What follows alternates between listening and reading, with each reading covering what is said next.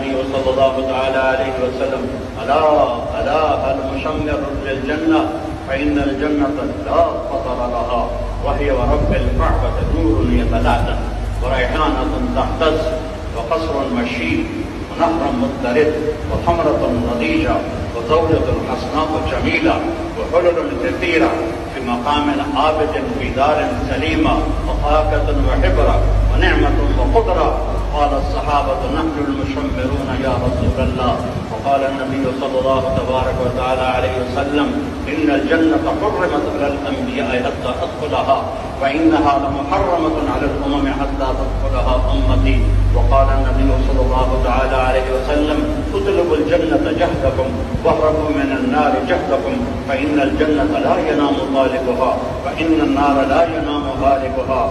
فإن الجنة اليوم معكوفة بالمكاره وإن الدنيا